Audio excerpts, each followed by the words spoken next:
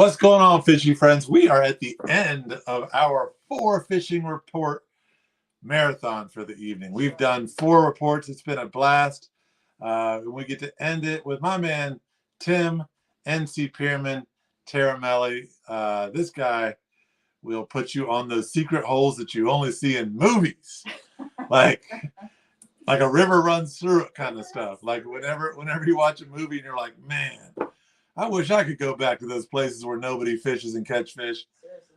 This guy will put you on them. But before we bring in NC Pierman to talk about all those secret places where where nobody catches fish except this guy, we got some news real quick.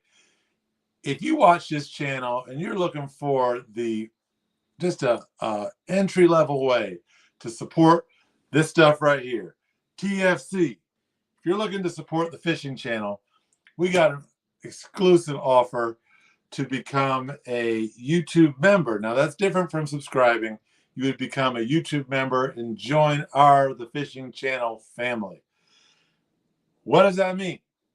That means you will get additional content from people like NC Pierman or Walleye Pete or Cambo Trout or Masa down in Georgia or E down in Southwest Florida. You're going to get additional content on, tying rigs, lures, all sorts of things that you don't get right here. You'll also get additional lives. You'll get the opportunity to ask questions directly to us. All sorts of things. And we already have content up there now, and it's just growing. How do you get there? Right now, these iOS devices are kind of a pain. You can't click join on your phone. Sorry, it's kind of a pain. You have to go to, on your laptop. This is the best way I've found to do it. Go to your laptop, go to our page, and right next to subscribe, assuming you've already subscribed. If you hadn't, shame on you. And click join. Now, not going to lie, it will cost you $5 a month, but it is a very inexpensive way to support what you love, right? We want to keep pumping out this awesome content for you, and we're going to keep so much of it for free. 90% of what we do is still going to be for free and for everybody, right? But this is a way for you to show that you appreciate that extra little bit. I was laughing with Lady C today, and I was like, we should get one of those old school phones that'll be like a telethon and have it ring and be like, oh, phone calls are already coming in. But seriously, guys, it's $5 a month, and it's an opportunity for you to support all the awesome content that we bring you every week, all year long. Additional news. We have a winner. Everybody's a winner tonight, right? If you've watched this show before, normally we give out BKDs, which we'll still be giving out at some point. And we also give out GI jigs. Well, now everybody gets GI jigs. I'm like Oprah. Everybody gets jigs. No, seriously, all you have to do is go onto GI Jigs website. And when you check out on the discount code, enter TFC. Doesn't matter caps or anything like that. TFC, and you'll get 10% off. Right? So if you buy several packs of jigs, your discount's going to be a lot more than winning a pack of jigs from us. So go to their website, gijigs.com, enter the discount code TFC, and you'll get your 10% off. Am I missing any other? The question of the evening. Question of the evening. So, as you may have seen in our videos, we are sponsored by these wonderful people at Hook Optics. Nice. These glasses even make me look beautiful. Look at that.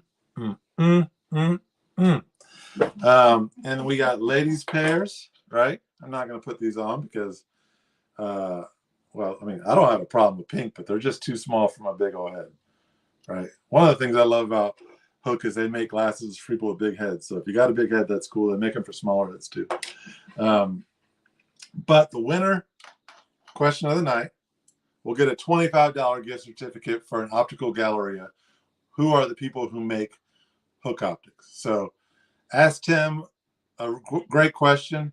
He'll choose it, and you will get, I'll put that message on the screen that my lovely co-host has posted. You will get 10% off of GI Jigs if you enter the TFC code or the banner, which is right there. Boom. Question of the night gets $25 off at an optical galleria. I think I've covered all the news. You did. I talked for a while. It's 6 minutes. I mean, we could have been talking great fishing. If you've been watching, everybody that's watched and tuned in, thank you for bearing with me. Let's bring in the man of the hour, NC Pierman. Brother, how you been? Doing good, brother. Doing good. It's great to see you, man. I like that. I like that color red. It's a good color on you. Yeah, one of my favorite colors. Slightly. Is that a fishing shirt or is it a veterans group? That's a veterans group. Nice. Tell me a little bit about North Carolina Veterans Outdoors. North Carolina Veterans Outdoors is another group of veteran groups, basically, that I use for fishing trips and to get vets out fishing and hunting. And I'm currently sitting in my truck at this moment because I got the truck loaded down with peanuts, getting ready for a bear hunt this month. Beautiful. So, if you have followed NC Pierman on Facebook, on YouTube, all of that's available. It's NCPIERMAN, and like this guy does a whole lot more than just fishing. He's got trail cams. He's got bear action. Tell us about some of the stuff you captured recently on your cams. Currently, right now, I have the big bear I call Clown, and there's a long story behind that one. He was just a clown all the way through when he was growing up. He's about 6.5, 7 years old, and he's weighing close to 650 pounds. The female Patches, she's been around for almost 13 years. She's had triplets every 2 years. There's a lot of cubs. That's a lot from one of cubs. female. Triplets a lot for a bear? Yeah, well, it's not uncommon for them to have triplets, but almost every time she's had cubs, she's had 3 cubs every 2 years. She'll keep them for a year she'll keep them for a year and a half, and then she'll kick them, and then she's on her way to having another set. Now, this is the fishing channel, but I'm selfishly curious about this. Do they after those cubs get to be like a year and a half, are they kind of forced to migrate to a different part of different territory? I have one of her cubs hanging around from her last litter. She's no longer able to have anymore. She's past her prime, I guess you would say. She doesn't have any cubs this year, and it's the first time in 12 years, 13 years that I've seen her without cubs. Wow. I know it's the same bear because I have probably close to 20,000 videos from my trail cams of just her and her cubs. Beautiful. They're a joy to watch grow up. I mean, they're hilarious, fighting at the bait barrels, playing around at the bait barrels. They all sleep at the bait barrel, and it's like, that's great stuff. It's an amazing world that most people never get to see. Yeah. Just like most people don't get to see what we see on the water, and have that opportunity to do what I do. So I make it available. I got to see all of it at one time. I was fishing down in Georgia one time, and I looked up and I saw what I thought was just a big brown dog until it turned and looked at me, and its head was that wide. And I'm like, oh, there's a bear swimming across the lake. But man, down there where you are, I mean, really everywhere, all up and down the East Coast, throughout the country, outdoorsmen have this really interesting conundrum. Right. It's hunting season, but it's also some of the best fishing of the year. Tell us about that conundrum down there where you are, and how some of that inshore fishing bite is just lighting up as hot as fire right now. Well, for me, like I said, I do a lot of the vet hunts in the hunting season time. So it's harder for me to get on the water to make up my mind of whether I want to go fishing or I want to go hunting.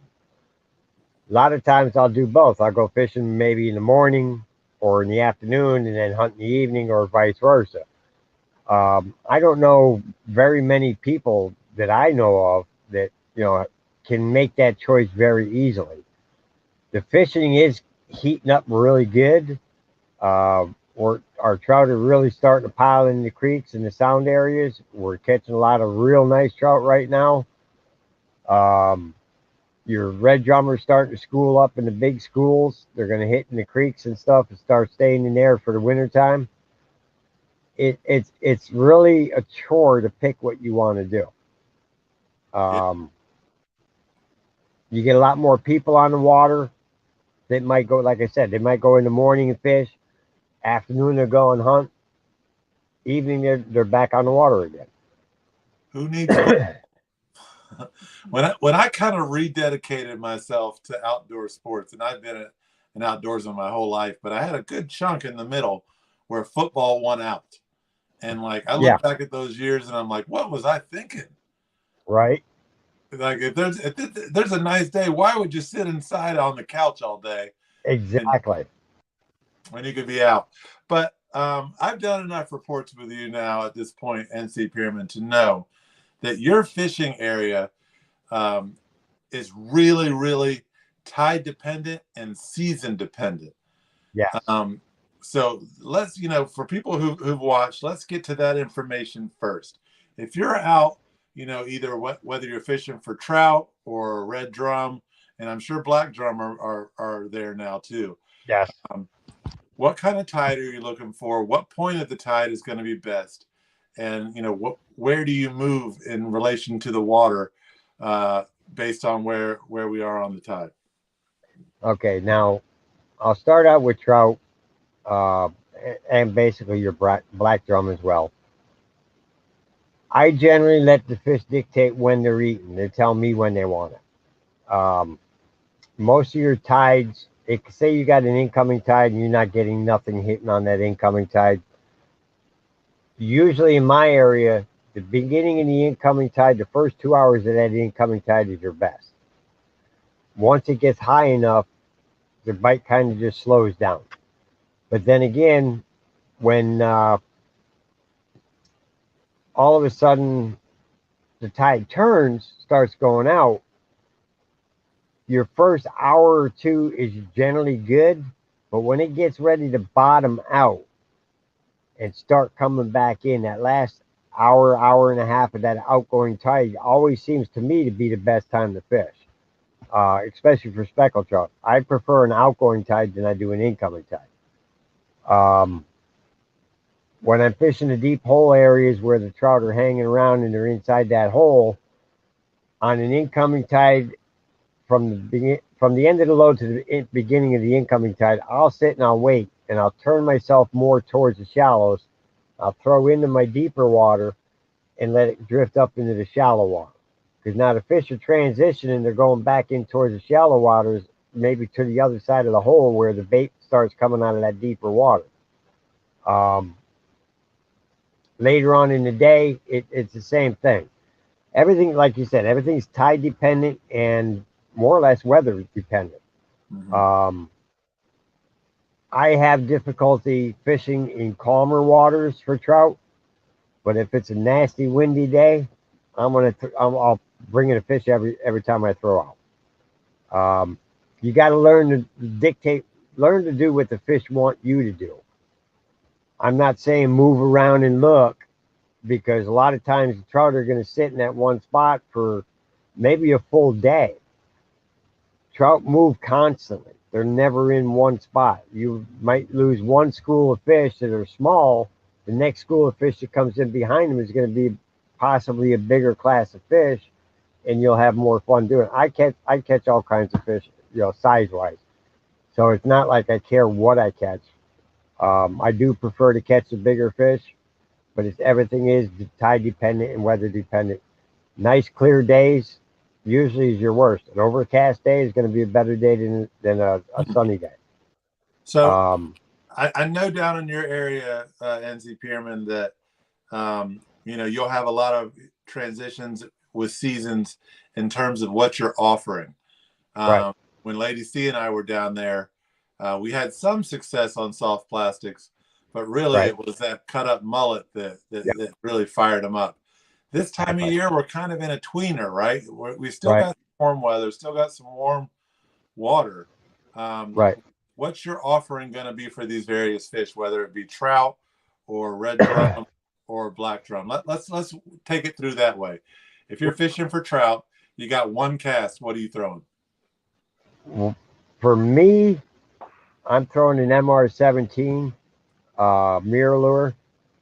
Usually my color is a what they call an RT, which what it actually stands for, I'm not really sure. Some people say it stands for rainbow trout, but it makes sense, but it doesn't make sense. It's a pinkish lure on the top end. It's kind of like almost the color of my shirt. It fades down into a pink, and then it goes to a silver to a white. It's got either a green back, a light green back, or a dark green back on it. It all depends on where you got the lure from. My second go-to lure that I'm going to throw is going to be an XR8 Ghost X Wrap. Yeah. I will hammer trout on that. I will hammer red drum on that. Is that Flounder. the glass ghost? Yes. The glass Yes. with the orange kind of belly up by the Yep. front. That thing is Exactly. deadly anywhere you throw it. I was crushing Exactly. rockfish in 3 feet of water up here with that bait. That's a great bait. Now, trout. To put it to the point, trout likes things a lot slower than the red drum is going to. So either one of them lures in whatever color you choose to use, those are my go-to colors. You can catch reds on a faster presentation of that lure, but trout are generally going to take that lure, especially as the water starts to get colder. They're going to take that lure slower. You throw the XR8's a slash bait. You throw it out, you twitch it, you let it drift for 5-10 feet, twitch it again. Usually by the time you twitch it the second time, you've already got a hit. It's a Rapala, so it's also a constant reel lure too. You can continually reel it and still get the hits on it. Let's go to redfish.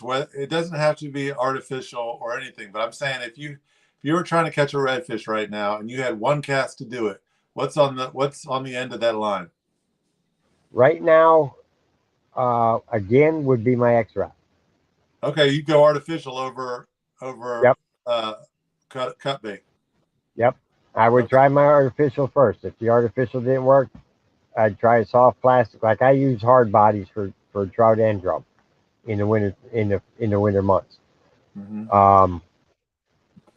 As it gets colder, I'm going to throw a 16th ounce jig head on. I'm going to throw a piece of cut bait on, as you've seen. And I'm going to throw it because the 16th ounce jig head is going to drift in that calmer water with the current flow. And as it's, you may not see it moving, but it's moving. That current undercurrent is pulling that bait around. Yeah. And the jig head is just light enough with that chunk of bait on there. They see it, they investigate it. Next thing you know, half the time you don't even get your line all the way to the bottom and you got a fish on.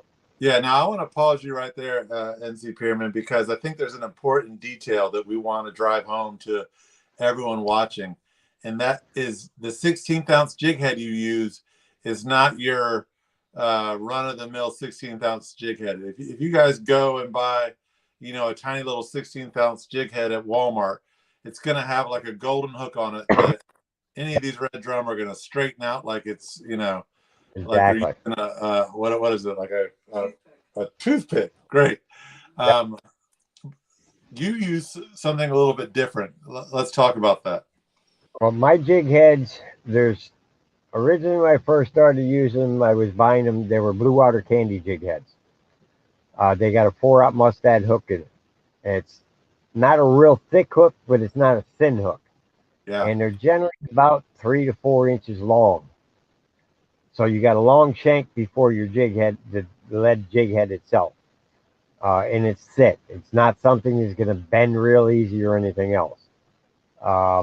You could catch them on the smaller jigs like you were talking about from Walmart, but I would say probably 9 out of 10 times that hook's going to get bent straight. Yeah. Now, red drum in the winter months, they don't fight nothing like they do in the summer. Truth. You throw a jig head out with a piece of cut bait on it, you feel the slightest little twitch on that line, you're setting that hook because that fish just picked it up and he's sitting there with it in his mouth. The longer you give him, the deeper he's going to get hooked. I try to pay attention more to my line than I do my rod because it's just a little twitch on that line. You set that hook, you've got that fish. Any longer than that, It's that. he's going Sure. to swallow it. Yeah. I've caught plenty of trout the same way, fishing for reds with the cut bait on the 16-ounce jig head. A lot of people don't know that the trout will eat cut bait, Yeah. cut mullet. They'll eat shrimp, they'll eat cut mullet. Matter of fact, I think the first few speckled trout I ever caught down here in North Carolina, fishing by myself, was on a Carolina rig on the bottom with a piece of cut bait. Yeah. I mean, trout will certainly hit a shrimp underneath a popping cork, so I don't see why they wouldn't hit a dead shrimp or a piece of cut bait. The last fish we were going to talk about, and it's my understanding through talking to you and milking your knowledge, is that as the water cools, your black drum fishery is going to be better. Yes. You got one cast for a black drum. What's your approach going to be? I'm going to throw a piece of crab on there. How big is the piece? 1/4 inch. Okay, and what's if I'm going for bigger, really bigger black drum, depending on the area that I fish into and the size that I've known to come out of there, I'll turn around and I'll put about a 1/2 inch piece of cut crab on there. And when I talk cut crab, most people ask me, how do you cut your crab? I fin all the legs off of it. I'll take the top shell completely off and I'll cut it into 4 pieces. Straight down the middle of the body and then across the side of the body. So when I go to hook them in, I can take the leg holes and put my hook through the leg hole, make sure that barb comes all the way through. If you leave the shell on the top, you'll keep your crab meat in there a little bit longer, but everything's going to eat that. So you really want to let that scent out of that bait, go as quick as it can, and just pay attention to what you're doing. Because even the black drum, he's going to not just grab it and run. He's just going to grab at it and tap on it. NC Pierman, honestly, I want to have like a Hollywood Squares with all of you guys all of our correspondents that do these, and have one of the questions be fishing with chunks of crab, shell on or shell off. And I swear to you, every one of those squares would have a different opinion, and they all feel strongly about it. That is one of those that like people talk about all the time, and everyone's like, leave that shell on, it keeps everything in. Take that shell off, it lets all the scent out, man. Everyone's got an answer for that, but yours makes sense too. I'm not much of a cut bait guy. It's not much different than your personal choice on lures either. Like I said, I swear by the MR17 RT color code for when I fish for speckled trout. I always have at least 9 to 10 of them on my kayak or my boat at the same time. Yeah, that's the only color I'll really throw. Yeah, and why? 2 questions really quick. The first one, do you think we'll get? It's about hunting. Yeah, you think that's okay though? That's not going to be controversial. It's already been seen. Okay. In the comments, I mean, we'll roll it. Do you hunt bears with dogs? No. There's that. Right now I have 80 acres of land that I hunt. None of the landowners care for the dogs on the property to run animals like that. Plus, there's not enough area. I've got 900 acres that surround me on a pine forest that's nobody can hunt, so you can't allow the dog to run off the property into that property. We still hunt them. I have stands. I have 4 different stands set up on one bait site where I put out anywhere from 400 to 800 pounds of peanuts every 2 days. And they munch it all up, I'm sure, right? Oh, God, yes. I've got close to 800 pounds in the back of my truck right now. Wow. It's going. Wow. My lovely co-host asked from the studio audience, what type of rod do you use for those reds? I'm using for my red drum. I like to have a medium heavy fast action rod. My rods are 7'2". They're perfect setup for my kayak or fishing off of my boat.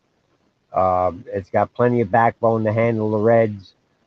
For speckled trout, I like to use a medium fast tip, which is a lot more limbered and it's not as stiff as the rod. My drum rods are.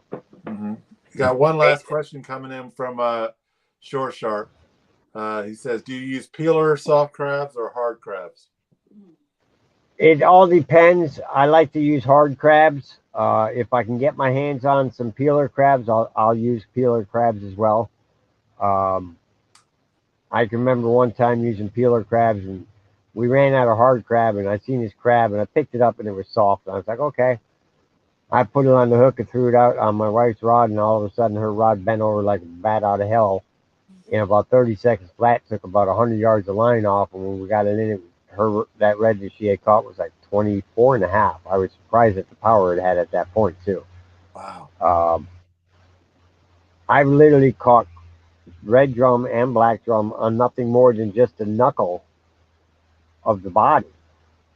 And I don't mean just one. I've caught where I've left just that knuckle on and kept throwing that thing out, and I'd pull one red after another on it. When bait's hard to get, and that crab, you have that fresh crab, I don't care what it is. Them black drum and them red drums, they're gonna hammer that stuff. That's one of my favorite little mini games of fishing is sometimes seeing how many fish you can catch off of a little nub. You know, I think on our pier catching spot with a bare hook last year. Right. That's not at all. Yeah, okay. My best on just one knuckle has been 25 reds. Woof. I mean, that knuckle stays on there pretty good. Oh yeah, and it shocks you because you figured they'd crush that knuckle off of there that quick, but it never seems to fail. Just that little knuckle, that joint knuckle on the back of the leg, where it connects into the body. They'll eat that thing, and there's nothing really in there. There's no meat or nothing. It's just like that little white knuckle. They'll just keep hitting it, keep hitting it, keep hitting it. That's great. The question of the night. Let's see. It's me. We've got multiple people asking, commenting, but only a few would come in the form of a question. And other than Lady Sue, who's not eligible to win a prize, both the questions came from Shore Sharp. So Shore Sharp, you're going to get the question of the night. I think the only thing is you're not going to be able to use the one you won before and this one for the same purchase. You'll just have to use them at different times. But NC Pierman, man, it's been a blast.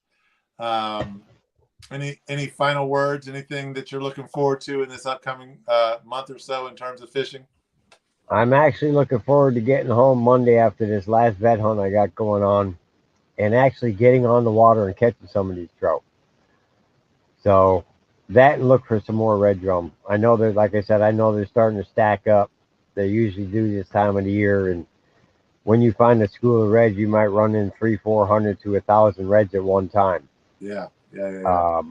Like I had you up on that one place I took y'all to. Yeah. We could have sat there all day. We caught nothing. The incoming tide on that hole was perfect, but the outgoing tide on that hole would have been even better. We just would have had to switch position on it. Before we roll off, NC Pierman, you are a licensed kayak guide in North Carolina. Yes, how does somebody get in contact with you to book?